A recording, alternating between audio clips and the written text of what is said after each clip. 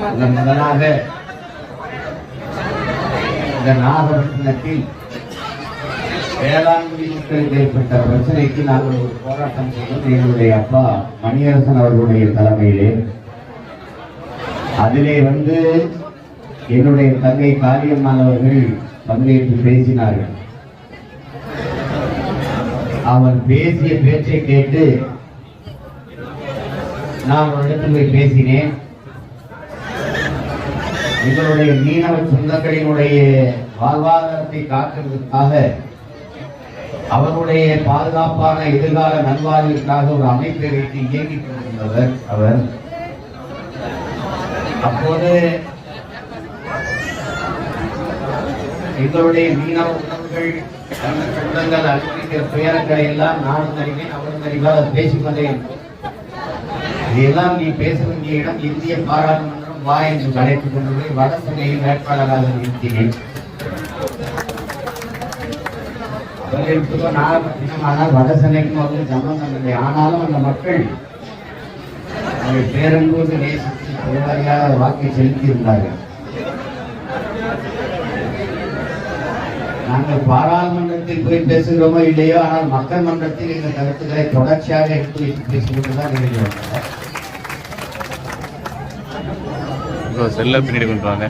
தேர்தலில் வெல்வதல்ல எங்கள் கனவு, மக்களின் இதயத்தை வெல்வதும் மனதை வெல்வதும் சிந்தனையை வெல்வதுதான் எங்களுடைய கனவு. வென்று கொண்டிருக்கிறோம், முன்னேறி சென்று கொண்டிருக்கிறோம்.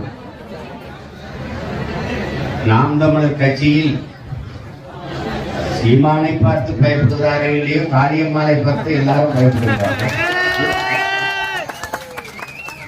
காளியம்மாளா இருந்தது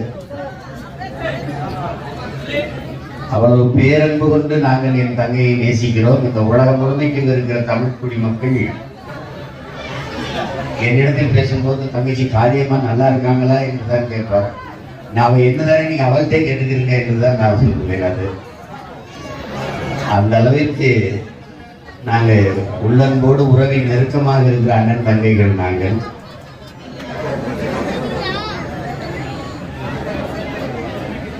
இங்கே எல்லோரும் ஒன்று கூடி இருக்கிறோம்னா நாங்கள் ஒருதாய் பிள்ளைகள், ஒரே மொழி, ஒரே இனம், ஒரே ரத்தம், தமிழ் தாயின் பிள்ளைகள். நாங்கள் என் தோளுக்கு துணையாக, என் படைக்கு வலிமைமிக்க தளபதியாக என்னுடைய தங்கை என்னோடு இணைந்து நீங்கிக் கொண்டிருக்கிறார். அவருக்கு என் அன்பும் நன்றியும். எங்களுக்கு நீண்ட பயணம். நான் சென்னையிலிருந்து வீடு அங்கே வாழ்ந்துருக்கிறேன். ஆனால் என் தங்கைக்காக இன்னும் நீண்ட தூரம் கூட பயணித்து நான் வர்றதுக்கு ஆர்வமாக இருந்த ஒரு மகன். நாங்கள் யார் திருமணத்துக்கு போனாலும் இதுக்கெல்லாமா நீங்க போய்கிட்டு இருக்கீங்கன்னு சொல்லி என்னுடைய மனைவி கையெழுதி அனுப்பிட்டு காளியம்மாள போயிட்டு வாங்க